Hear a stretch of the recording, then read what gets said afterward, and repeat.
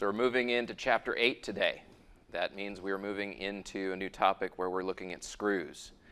And where we're going to start with that is we're going to look at power screws in particular. There are sort of a family of screws that are primarily used not so much to attach pieces together, kind of like fasteners. There's a family of screws that is more often used to do things like move one part of a machine relative to another part of a machine. Often these are referred to as lead screws. You may have heard that term before. A lead screw is something that's, again, generally used to move, turn rotational motion into linear motion of a machine or whatnot. There are a few different types of lead screws that are out there. The one that we're going to look at and kind of what this problem sets up here, this one is called an ACME thread. Okay, that's a particular type of thread that's out there for these screws. What demarks an ACME thread as opposed to some other kind of thread, is that the shape of the thread profile actually has these sloped sides to the shape of each of the little bumps that's a thread. So what you're seeing here for this picture is like we're slicing right down the middle of an ACME thread, and you see that there's going to be a particular shape to the teeth. Okay. Other ones that are in this chapter, we also have some information about square threads. What do you think a square thread is? Yeah, square profile, to where these sides are not sloped like this. Instead, they just stick straight out. Couple things I'll say about a square thread. First of all, they are a little bit harder to actually manufacture than an ACME thread because you actually have to have a tool that gets in there and cuts square threads against the rest of it. The other thing that I'll say about them is that they can be a little bit less strong than ACME threads because right there at the root of the threads where you have a stress concentration, you have that either way, right? But what you have with ACME threads is that it generates just a little bit of compressive stress by having this sloped side to the shape of the thread, and that ends up reducing the effect of that you have stress in those threads. So it makes them a little bit stronger. They're a little bit easier to manufacture. Can you think of something that might be a downside of an ACME thread relative to a square thread? Okay, the suggestion is maybe you can't fit as many in a particular amount of space. I would actually believe that if we were going to use that in conjunction with the idea that they had to be a certain strength, right? So that they would end up having to be a certain size in order to hold a certain amount of load. That wasn't really the one that I was really thinking about, though. The one that probably makes more sense for us to think about is that by having the contact surfaces sloped like this, it creates a wedging action within the nut. Okay, the piece that's riding on here, this is called a nut. Okay, and that rides on the screw. And there's a wedging action you can imagine that happens if you push on that nut. It's the same thing as if it's actually the same thing as the taper pins we looked at last time. You drive that in and there's a wedging action that basically creates friction. Okay, so one of the things that happens on an ACME thread, different than a square thread, is that an ACME thread actually generates more friction between the threads. All right. Now, that effect, as long as this angle doesn't get too awfully large, that effect isn't also very large, but it is there.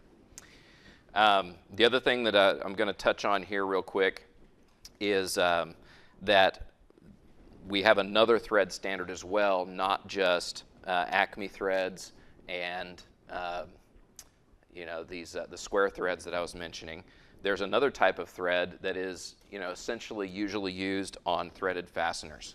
And if you flip back in the book on page 403, okay, put that up here, page 403, figure,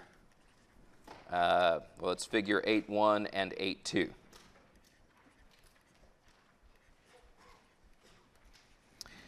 That gives you an idea of what the thread profile will look like on kind of a typical threaded fastener, okay? And the thread profile there is actually different than it is for an ACME thread or a square thread. Okay? If you want to know what the actual thread profile looks like for an ACME thread, it's on the next page. So this is for threaded fasteners here.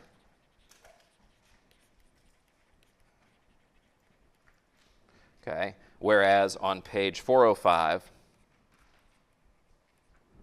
figure 8.3,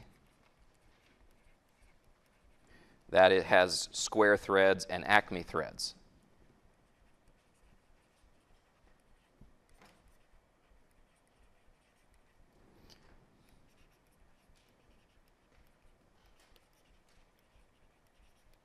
Okay? A couple things I want to say about this. First of all, make sure you know what kind of a thread that you are looking at for a particular problem that you are working. Okay? One of the ways that you know, I mean, typically if you're working with an ACME thread, it's going to say ACME thread somewhere in the problem. It's going to tell you that. Okay? Or it will say square thread.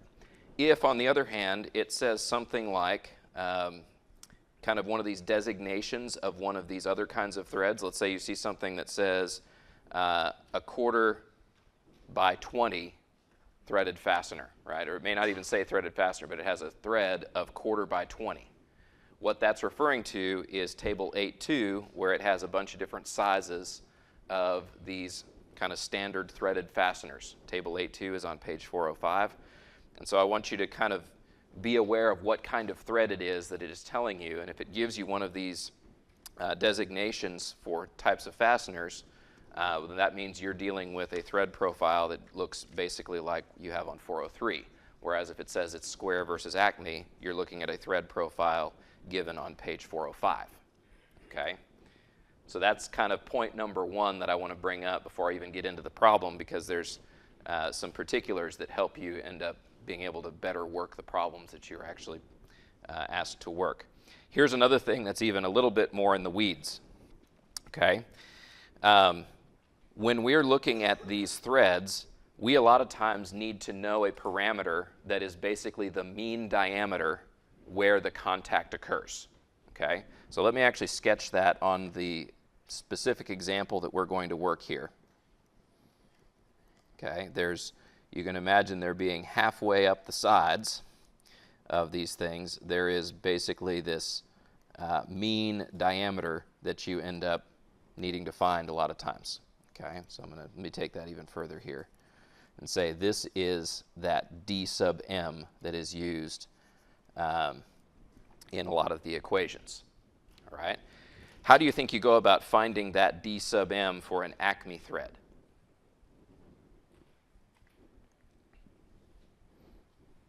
Okay, yeah, it's the middle, right? You just figure out what's the root diameter. That's kind of to the bottom. That would be down here, D sub r. Okay, and you figure out what the crown diameter is, kind of the outer diameter. All right, the book just calls that D. Okay, that goes to the outside of this thread. You take the average of those, and that gives you your mean diameter. The mean diameter for ACME threads is just the average between the root diameter and the outer diameter. All right, not too tricky there. It gets a little bit more tricky when you are looking at threaded fasteners. Okay, for threaded fasteners, there is another term that gets used, and it's called the pitch diameter. The thing is the pitch diameter is used as the mean diameter for threaded fasteners.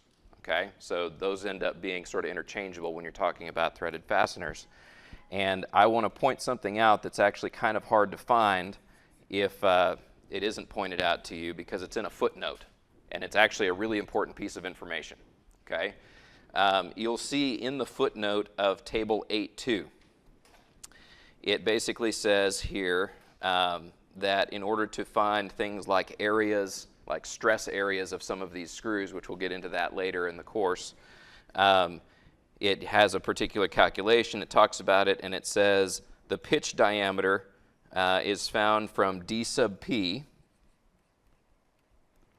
being equal to D minus 0.649519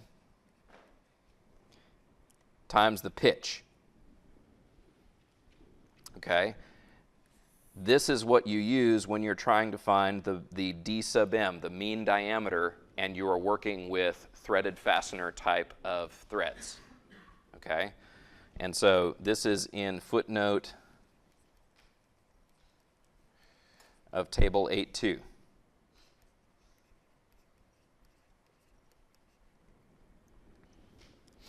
Okay? And I mean, we're not really going to use much of this in this particular lecture that we do today.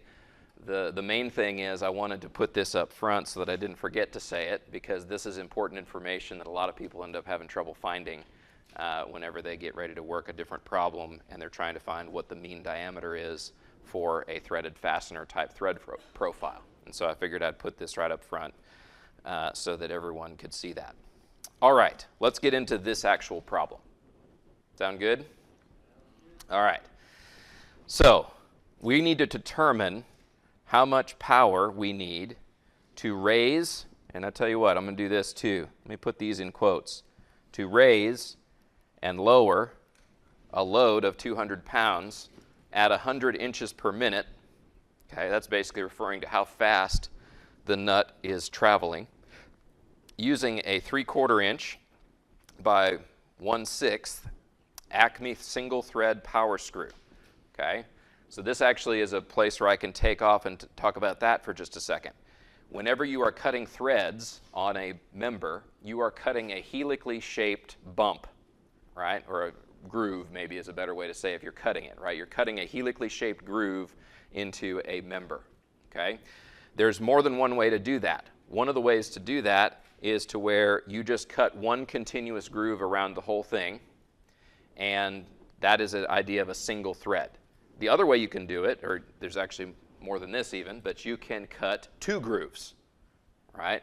And if you cut 2 grooves around the member, then you're going to have to change the, kind of the angle at which you move it down the member in order to have all of the grooves evenly spaced.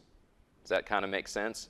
Think of it as being like you could do a spiral staircase, or you could do 2 spiral staircases intermixed with one another, but if you did that, you might have to make the helix angle different in order to make them actually fit inside of each other.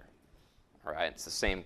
I mean, that may be a picture that helps you or maybe not, but that's kind of the idea, is you can have more than one thread cut on the same member. And so when we have a single thread, this makes things pretty simple because it leads to, there's kind of 2 ideas when you have these screws. One is pitch. Pitch refers to the number of threads per length, right? That's how many threads you have per length. There's another idea that's called lead, okay? Lead is how far the nut moves per turn, okay? Now, pitch and lead are the same thing if you have a single thread, because you're going to move 1 thread per turn, right? Whereas the idea of pitch, you could actually end up having they're going to have a multiple, right? If you have a multiple thread part, you're going to have multiples of the pitch being the lead. Okay, does that make sense? All right, so that's a single thread power screw. The screw is hard steel lubricated with machine oil. We'll get into that in just a second. It gives you some guidelines in the book to try to estimate what you have for friction factors based on information you're given about the types of material pairs. So that's why that information is in there. The nut is brass. The thrust collar rides against cast iron. The collar outer diameter is 1 inch. That's referring to this right here. This is a 1 inch outer diameter to the collar. Okay. And it's saying here that the inner diameter of the collar is 0.625 inches.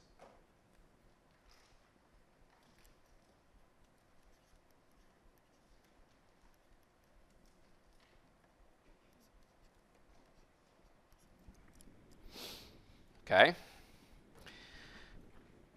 So we're supposed to find the power required to raise and lower the load of 200 pounds. What do you think we mean by raise? Okay.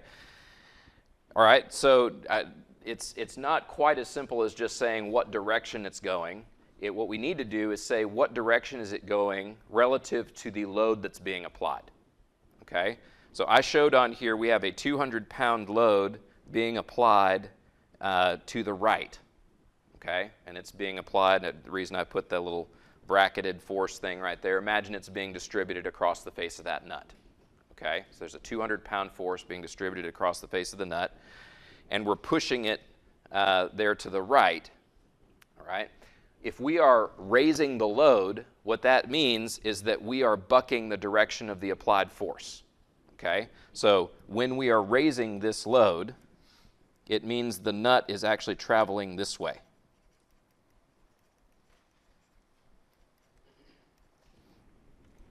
Okay, and if we're lowering the load, which is, these are the terms they use in the book, it means that the nut is traveling in the same direction as the applied force.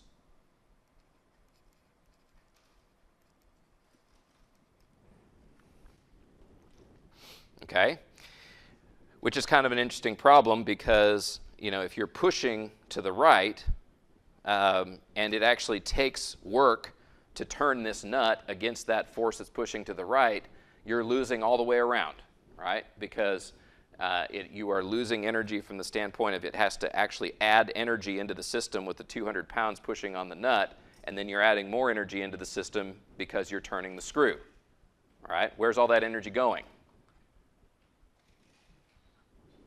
Yeah, friction in the parts, right? Friction in the nut and friction in the collar, right? So we're looking at these scenarios here with this problem.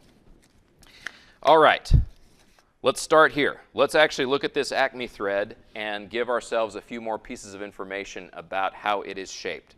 We're given a piece of information here about the specification of the ACME thread. Okay, and we can look that up. There is a table in the book. There's a table 8.3. Table 8.3 gives you preferred pitches for ACME threads of certain sizes. So we have a 3/4 inch. It says that you're going to have a 1/6 pitch. So that's what that number actually means, right? You have a 3/4 inch diameter by 1/6 pitch of your ACME thread. And since it's a single thread, that means that pitch is also your lead. All right. Now let's flip back to the other page right before it, page 405, and you can see what each of these numbers means. Okay. So you'll see there P is defined as how far it is from one point to another point of adjacent threads. Okay. Maybe the easiest place to show that is right here. So this is going to be your pitch. And for our problem, how far is that?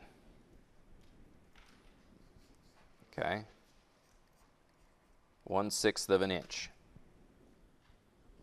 Okay. But it gives you some other things too for a standard shape of ACME thread. Whatever that pitch value is, the height of these threads, which I'll show that right here, is P over 2.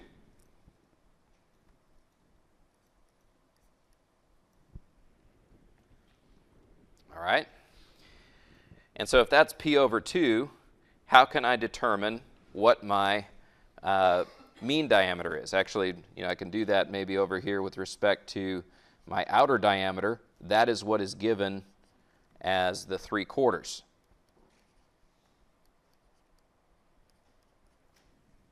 Okay? And so how can I determine what D sub M is?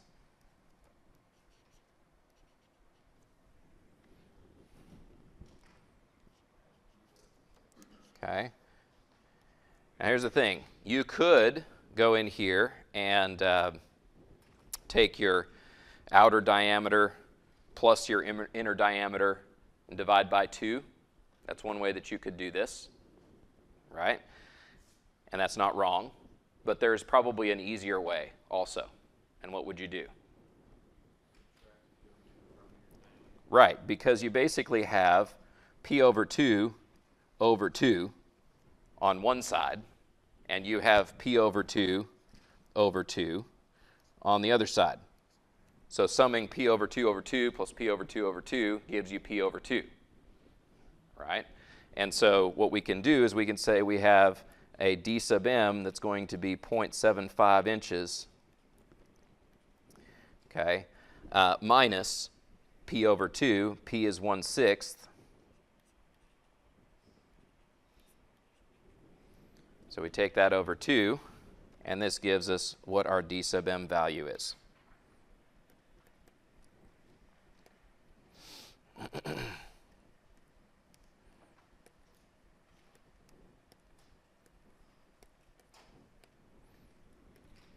And it ends up being 2/3 of an inch. So 0.667, we'll say.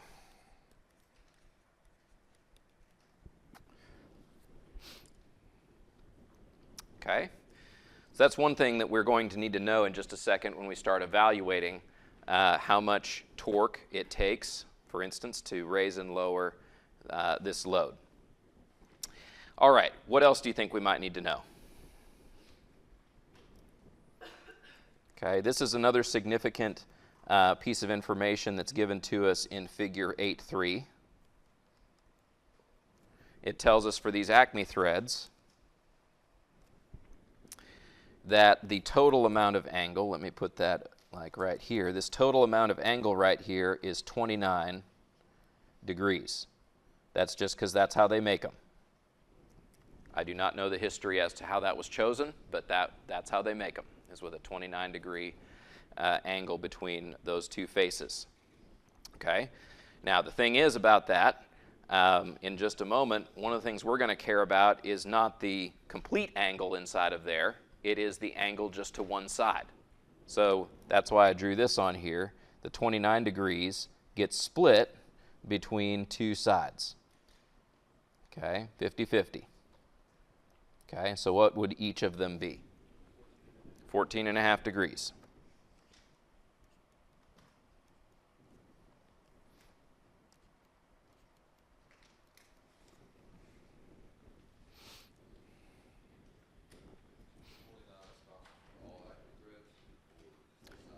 That is, if it's an ACME thread, unless something else, you know, if you're given some sort of piece of information that says this is a weird ACME thread for some reason, if it's a standard ACME thread, you're going to have a 29-degree angle between those faces. Yep. Yes, sir. On the left side of that screw, yep. To the right of P2, you have the top half of the, like you have the top half of the screw to that middle line you drew. Yep.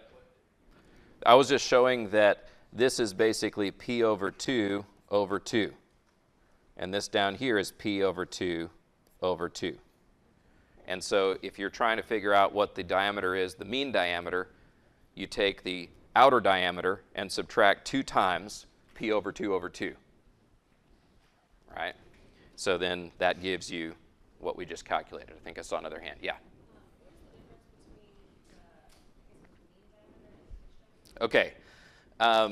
So it's a good question. So the thing is that we, for an ACME thread or for a square thread, you basically find the pitch diameter by finding the mean diameter. Okay? So what we say, the reason we have this idea of a pitch diameter is that it is basically how far out we would go to find where we need to sort of evaluate that this thread exists if we were trying to shrink it to just a line. In practice, it's actually a wider area than just a line. So if you want to think of how does this thread work and think of it all acting at just a single line as if it was just this one helix that was, you know, infinitely thin that was wrapped around a rod of a diameter of some kind, that diameter would be the pitch diameter. Does that make sense? So we often do this. We try to simplify it down. We do the same thing in gears, right? We talk about pitch circles.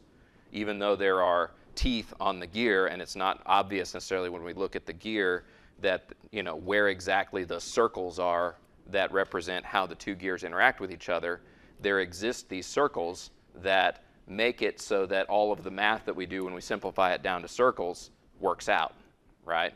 So it kind of allows us to sort of abstract. There's this idea of this helical line that gets wrapped around a diameter of some kind. That diameter would be the pitch diameter. It's not something that really exists, but it's how it behaves. It's how the motion of the thread actually behaves, okay?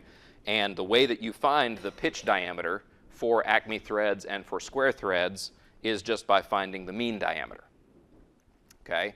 That is not the case for threaded fasteners. And the reason it's not the case for threaded fasteners is that if you actually look at the profile of a threaded fastener, which is over on page 403, the shape of a threaded fastener thread is not symmetric as you go from the inner to the outer. And so we have a different way of evaluating where the pitch diameter would be for those that's a little bit more complicated than it is for ACME threads. Does that make sense? So the dP equals D minus 0.649, Okay, that is something that we aren't going to do it in here, but you can look at a shape of a threaded fastener, and it turns out that the pitch diameter of the threaded fastener is going to be calculated with that messy, equation, the 0.649519 pitch. Okay, my plan is not to dig into that at all in this course. We're just going to take that as something that's given to us. Okay, my point with all of this is that I don't particularly love that in the book all of the stuff that they do where they're talking about these threads and how much torque it takes to move a nut along the thread and everything. All of the equations use d sub m as this value that kind of is, well, that's really the diameter of the thread, right? It's kind of this, they always talk about that as d sub m. Personally, I kind of wish they had done that as d sub p, because conceptually that makes more sense to me, because the only reason that we use d sub m on a square thread versus an ACME thread is that that just so happens to be how we can calculate what d sub p is for those threads. Does that make sense? Is that since they are symmetric, then that means that we just need to take the average between the root and the outer, and that gives us the pitch. Whereas since it's not symmetric for the other kinds of threads, we need something that's different. That help? Maybe a little? Maybe not? Well, let's keep going with this, and I think it'll probably start making sense at some point. All right, so let's look at how much power it takes to raise or lower a load of 200 pounds at this particular speed with this screw. What we need to do first to get this is we need to determine how much torque it's going to take to raise and to lower this load. Okay, now they actually go through a really nice little derivation starting on page 407. Okay, if I was more focused in this course on really reinforcing the ideas of statics, then I would spend time probably actually deriving this in front of you so that you could see that it's not actually that hard to go through and use statics principles to come up with the equations that they have for the torque that it takes to raise and lower. But what I'd like to do instead is talk more about the nitty-gritty of things like, the thread shapes and that kind of stuff. So what I'll say is, if this is of interest to you, it's not actually that hard to follow this derivation that they do, and they're doing it specifically for a square thread. And they end up with an equation that you get for torque to raise a load and a torque to lower a load. Problem is, this is equations 8.1 and 8.2, right? The problem with those equations is they are for square threads. And what do we have? Okay, we have an ACME thread, and so what we need to do for our question is to figure out what that would be for an ACME thread. Well, good news is they give us one of those, okay? Equation 8.5 over on page 409.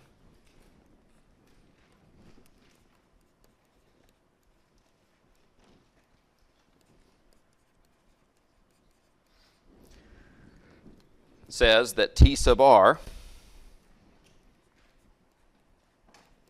is going to be equal to F, that is the amount of force that's being raised or lowered, times D sub M. Okay, again, that's that mean diameter, but we're actually really kind of talking about the pitch diameter is why that matters to us, over 2 times, over here we've got L plus pi times F. Okay, L plus pi F D sub M secant of alpha. Okay, all of this over pi dm minus F L secant alpha. All right, and anytime you see an equation like this, it's important to go and look at the figure. Usually there's a figure that accompanies it that actually shows you what each of these values means. Most of them probably make sense to us. The one that I need to make sure I mention is that on figure 8.7 on page 409, that's where we see that alpha is only half of the overall thread angle. So this 29 degrees is actually 2 alpha, which means that 14.5 degrees is alpha and 14.5 degrees is alpha, right? Like this, okay?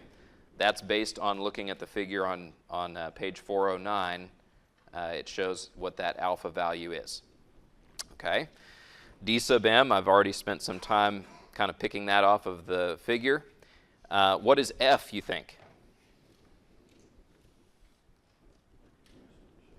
Okay, that's a coefficient of friction, right? Where would we get something like that? Okay, well, this one's not in the back. Someone recommended the back of the book as a place to look. That's not a bad idea, but it's actually on page 414. All right, so I'll put that down here. Page 414, table 8.5 and 8.6.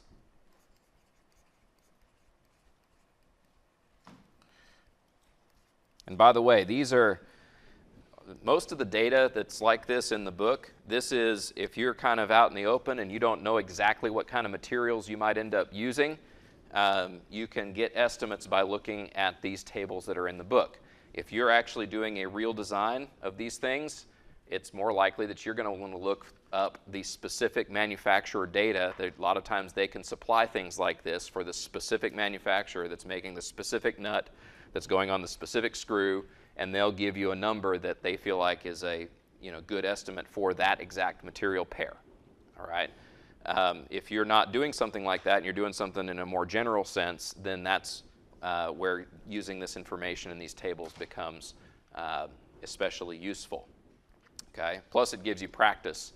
The types of information that are in most of these tables in the book replicate the type of information that would be in manufacturer catalogs. Right? So it gives you practice that this is like looking something up out of a catalog that you would need. Okay? So what do we have for our material pairs? Okay, we have hard steel, right? And we have brass, and we have machine oil. Okay? So what I see there is that we have, your screw material is, this is in table 8.5, screw material is steel with machine oil, and the nut material was brass. So it looks like we're going to have a range of expected coefficients of friction that are somewhere between 0.1 and 0.15. Okay? How do you want to handle that? There's a range. Okay? Often what we do whenever we see something like that is the most conservative thing to do, because a lot of times what we're going to do is we're maybe going to figure out how much power. Why would we need to know that? Well, maybe we're going to try to size a motor. right? Well, if we're going to try to size a motor, we probably don't want to undersize the motor. So usually, you know, in that type of a case, you say, well, okay, what's the worst case scenario for friction coefficient, all right? And, you know, so you'd go kind of to the high end of that range, all right? So 0.15, by the way, you know, there tends to be a little bit of a disconnect between some of the problems that I assign you and then what a problem would look like in the real world, right? A problem that I assign you, I generally give you some notes on it that help you know, like if there's an ambiguous thing like this of what coefficient of friction should you use. I give you a little note a lot of times in the problem that's kind of clues you in as to what I'm expecting you to do, all right? The world doesn't usually give that to you, okay? So what do? Well, you're hopefully on a path toward becoming that professional engineer that has had enough experiences in life that looks at that and says, okay, there's some guidelines here. I think it's best for me to use this end or that end or right in the middle or whatever it is for this case, and keep in mind that I did that whenever I'm putting this together so that I have an idea of, you know, where if I was wrong with what I picked, where could one of those uncertainties have been in what I was wrong about, right? So just mention that real quick. This is why it's important not just to have an education whenever you are doing engineering. It's good to kind of get the background of all of this, but it's also good to have experience so that you see what is actually done and kind of what works. All right, so we're going to use 0.15. F equal 0.15.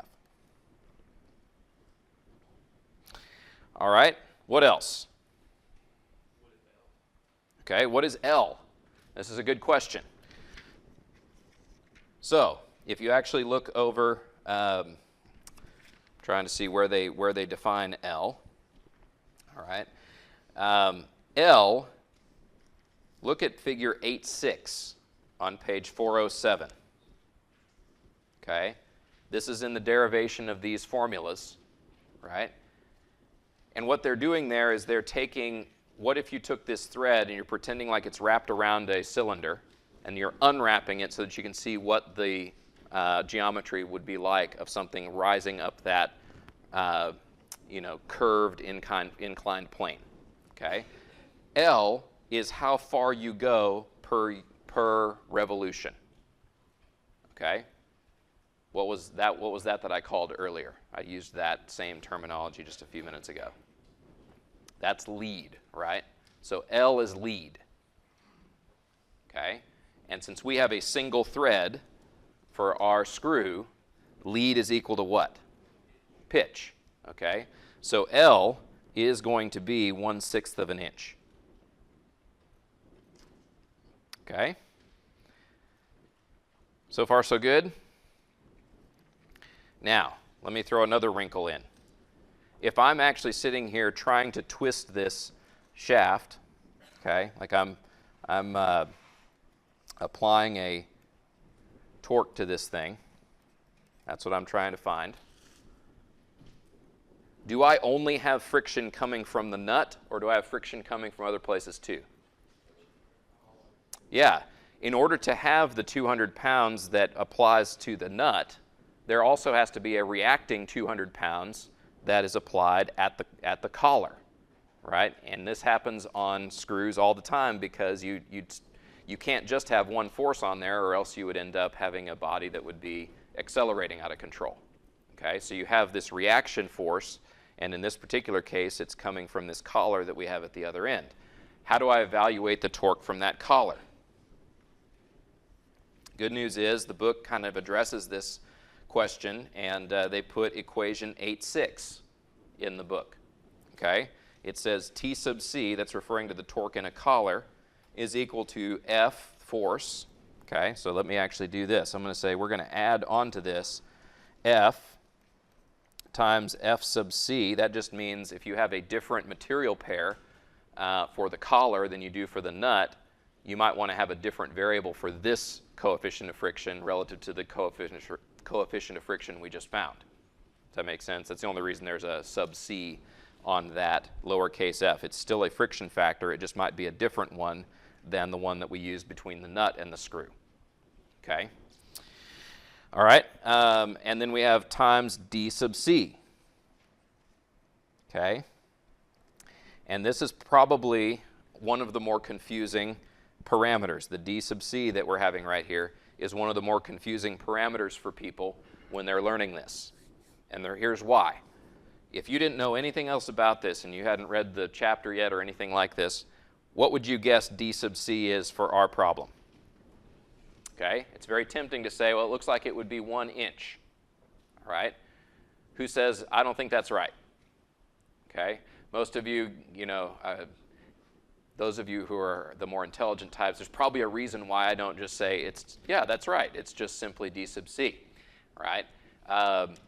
What that is just like we did for the nut, we need to sort of evaluate the mid-line, the mid-range line of where the collar rides against the surface that it rides against. Okay? So that basically means we have to take the average for this problem that we're working.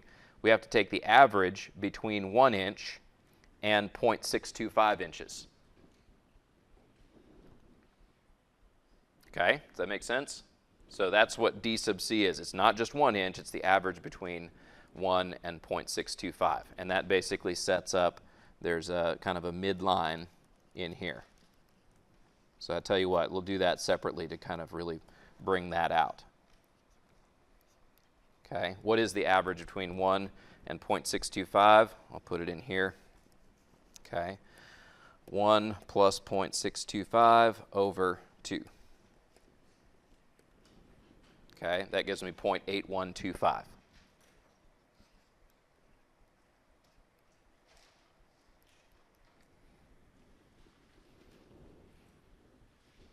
Okay, and that is d sub c.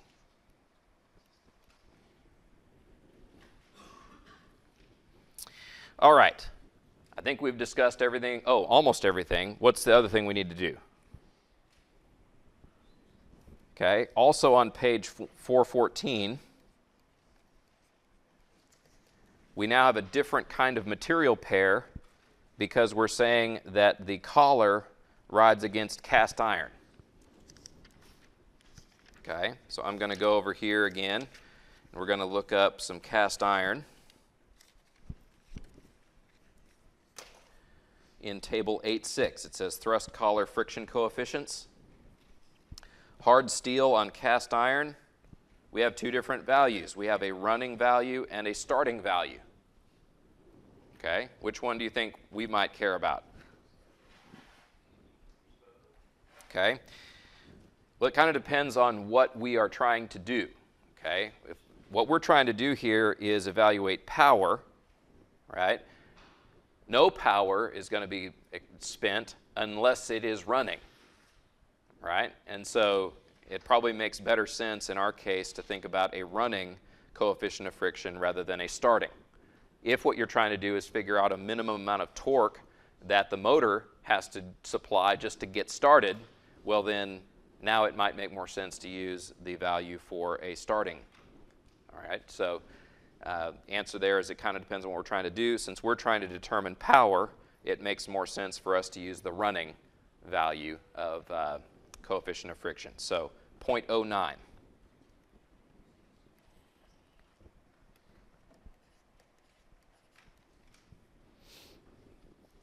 All right, so now I think we've talked about everything that we need to. Let's plug and chug. We've got the torque that it takes to raise this thing is going to be equal to 200 pounds times d sub m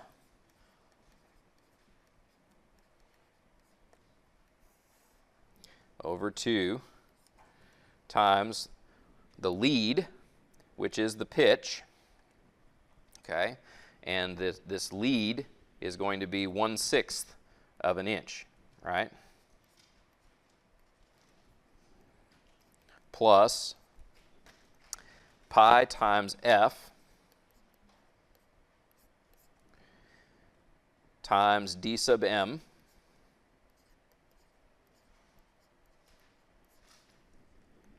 times the secant of 14.5 degrees. Okay, down here we'll have pi times d sub m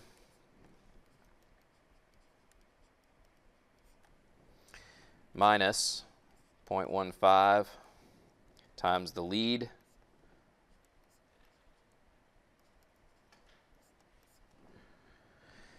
times the secant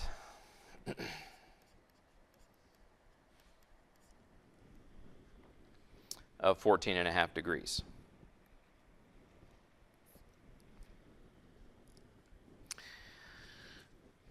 All right. Quick question for you. What is a secant? Okay. Secant is 1 over cosine. It's the inverse of cosine. Okay. In case that wasn't something that you remembered. So, and in case you don't have secant built into your calculator. All right. So when we plug all of this in for raising. Ooh, yes, thank you. Good call. I missed my collar friction, didn't I? So I want to add to this 200 pounds times 0.09 times d sub c, which was 0.8125,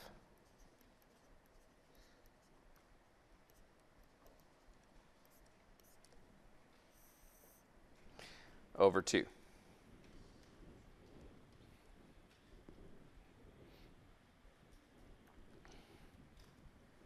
Okay, so let's actually punch all this in. So let's see, we've got 200 times 0.667 over 2 times, okay, in here we've got 1/6,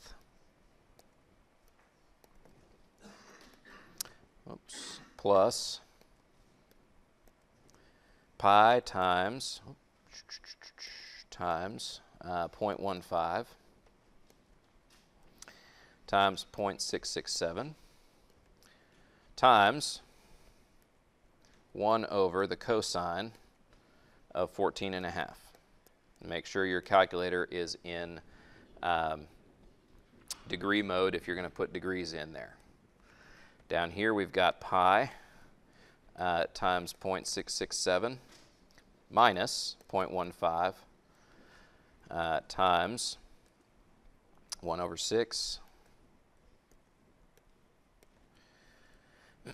times 1 over the cosine 14.5. All right. Now that's going to be just for the first term there. I think I've run out of space to put extra stuff in there. That gives me 15.83 for the first term. Okay, so this much up here is 15.83. What are the units on this, you think? Okay, it does end up being inch pounds because everything that's in the parentheses ends up being unitless, right? You look at it, it ends up being inches over inches. Okay, so we have that, and then what do we add?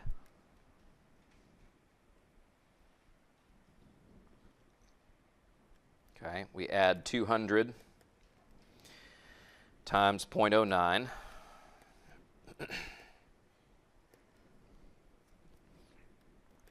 times 0.8125 and divide this by 2. So that adds another 7.3125.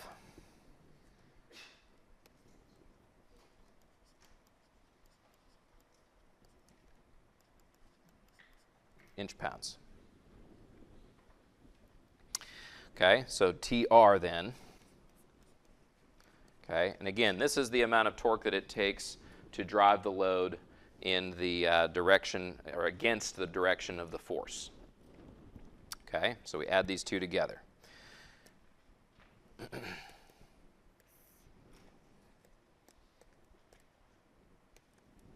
right, 23.1425.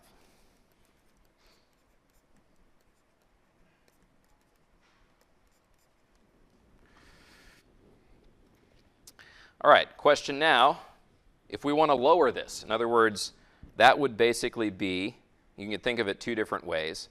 One way is that you can think of just turning the shaft the other direction, turning the screw the other direction, right? So if you're turning it one direction to push against the 200 pounds, then you start turning it the opposite direction, it'll start coming down. The other way you can think of it is you could reverse the direction of the applied force, right? Either way, the conclusions are the same.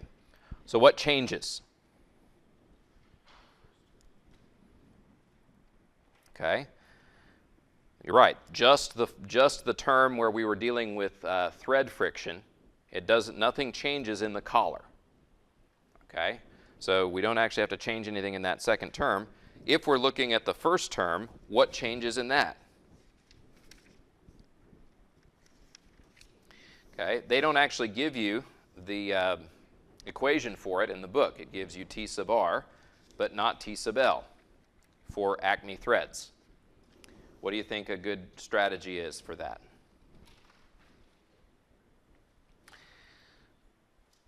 So my recommendation is go over here and look at what they did for raising versus lowering in the case of square threads. You might notice that the only difference between these formulas is the presence of secant alpha, right? That's the only, basically this secant alpha shows up when you have an ACME thread, and if you have a square thread, that term goes away. Okay? And so then we can look by analogy at the formulas that we have for square threads and determine what it must be to lower in an ACME thread. We just need to change the corresponding things. All right, so what does that mean?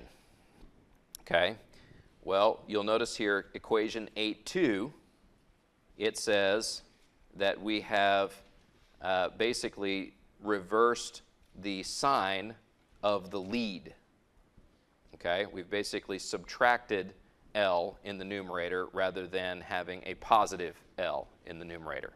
So whenever I'm looking at this, I tell you what, I'll just copy and paste. I know a lot of you hate it when I do this, but we'll do it anyway. Okay, we copy this down here and we say, in order to look at lowering, we need to put a minus sign in front of the lead in the numerator. And what else?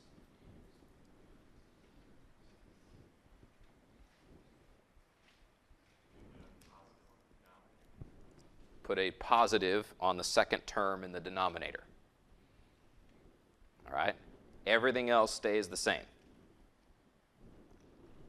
So that's kind of neat. All right? And when we do this, I'll just cut to the chase. I won't punch it all in again. It gives you 4.97 inch-pounds, okay, for the first term, 4.97 inch-pounds.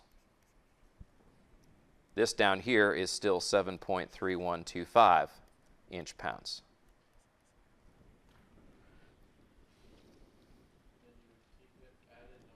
And you'd keep it added, right? Because that would still have to be a frictional torque that you have to overcome with an applied torque.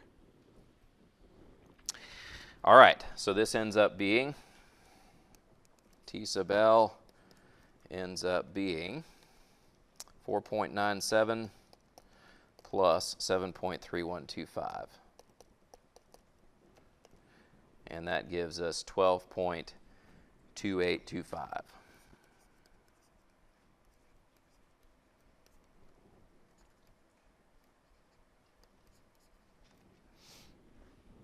All right.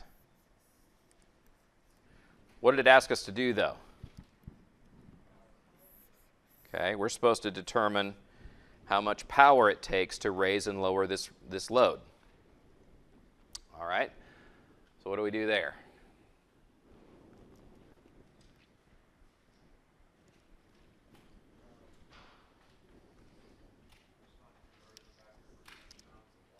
Okay? Yeah, we probably need to know a few things. One is we know that we're driving this at 100 inches per minute, all right? In order for us to think about power, we probably need to look at the equation P is equal to T omega. Okay? Power is equal to torque times angular velocity. Well, what do we have for an angular velocity?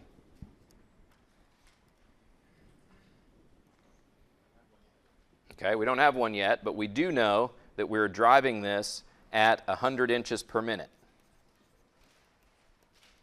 Well, inches per minute. Do we have any kind of a relationship between revolutions and inches? Okay. What is that relationship? Okay. 1/6 of an inch per revolution. Right? Pitch is equal to lead. Lead is equal to how far you go per revolution. Right? The only reason pitch is equal to lead in this case is that it's a single thread. Right? If you have multiple threads, you have to multiply in order to get a lead from the pitch. Okay? Question was just asked, do you want to flip that so that the inches cancel? I would agree. That's probably something we would want to do. Okay?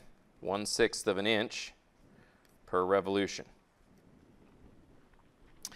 Okay? So how, what we now have is we're going to have revolutions per minute. All right? What do you think we might want in terms of power to get our power in the kind of the terms that we might want it?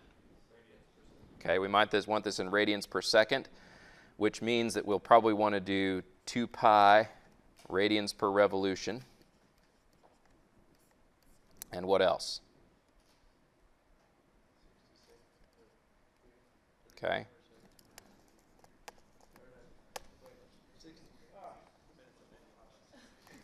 Okay. We want 60 seconds. I'll try to make this one go the right direction for us.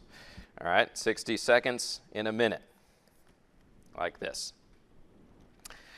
All right. So we punch all that in. 100 times 2 times pi divided by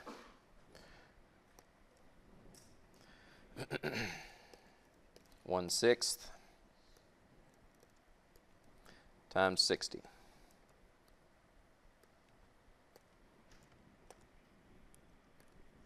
Okay, 62.831 or 832. Okay, this would be in radians per second. All right, so how much power?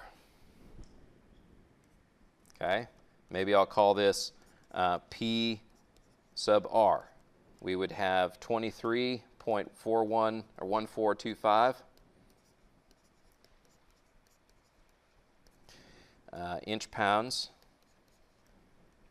Okay, multiplied by 62.832 radians per second. And what if I want this in horsepower?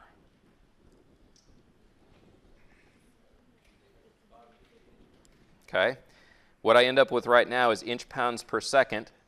A horsepower, this one might not be one that you remember, but 1 horsepower is 6,600 inch pounds per second. The other number that you can remember sometimes for that is 550 foot-pounds per second.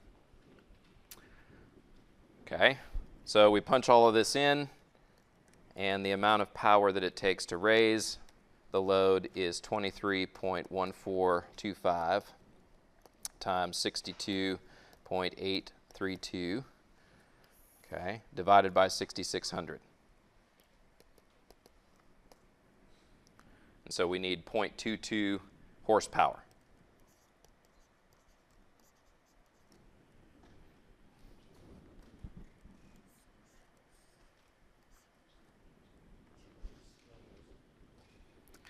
Okay, what about lowering? if we want to lower it at the same rate?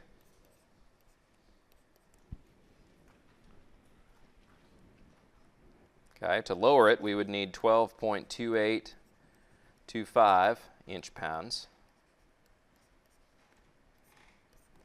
times 62.832 radians per second times 1 horsepower per 6,600 inch-pounds per second.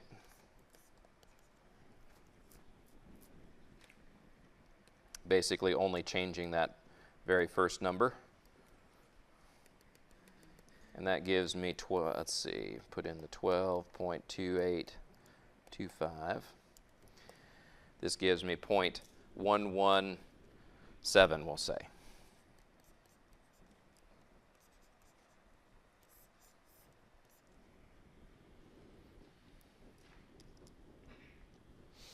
All right. The other question that I asked up here, what about efficiency during raising? What is efficiency? Okay. We a lot of times use Greek letter eta for efficiency. Okay. Before we do this, does it even make any sense to talk about efficiency during lowering? I mean, it can. You end up with a negative efficiency, right? It's taking energy to waste energy, right? So that's, you know, it's kind of depressing maybe, but that's what it is. Efficiency to raise. What do we have for efficiency? It's basically useful power out divided by required power in. Okay? So useful power out divided by required power in. Okay? What's our required power in during raising?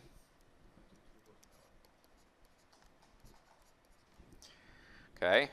What's our useful power out?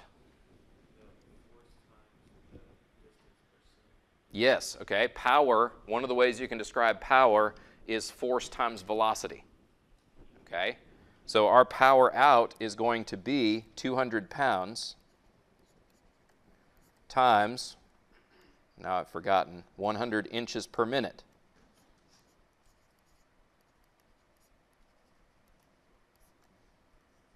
But I got to get that in horsepower. Okay? So what do I have to do? Okay? First, let me get this into seconds, right? So I would need to put 60 seconds down here and a minute up here. Then what? We'd have a horsepower per 6,600 inch-pounds per minute, or per second, excuse me.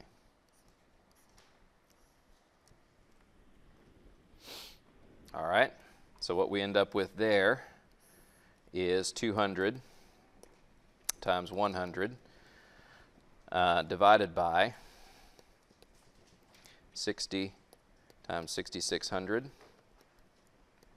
All of this over 0.22.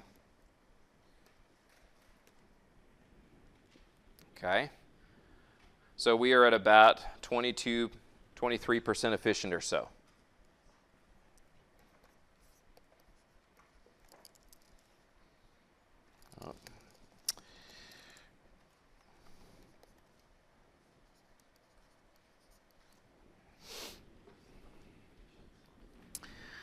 All right. So the last thing I'm just going to mention before I let you go is that there is an equation on here that talks about whether or not a screw is self-locking. Okay? Do you think this screw is self-locking? Okay, what does it mean? All right, that's a good question. If you have a screw that has a very long lead, so each rotation causes a very large amount of change in your positioning of your nut. A lot of times that happens when you have multiple threads instead of just one thread. Okay? Then what would happen if you pushed on the nut? Okay? Well, it probably wouldn't take any torque to cause the pushing of the nut to cause rotation of the screw. You could just push on the nut and that would by itself cause rotation of the screw. okay? The fact that we came up with a positive amount of torque that we needed to make it to lower this load is an indicator that this is probably not a self-locking screw. It takes torque to lower the load. If it doesn't take any torque to lower the load, then that is not a self-locking screw. And so if you're curious about how to calculate whether or not a screw will be self-locking, there is a little discussion of that on page 408. And I won't have time to do it right now, but I just wanted to mention that that's one of the things that you can calculate. All right? Last minute questions? Good deal. Have a good weekend.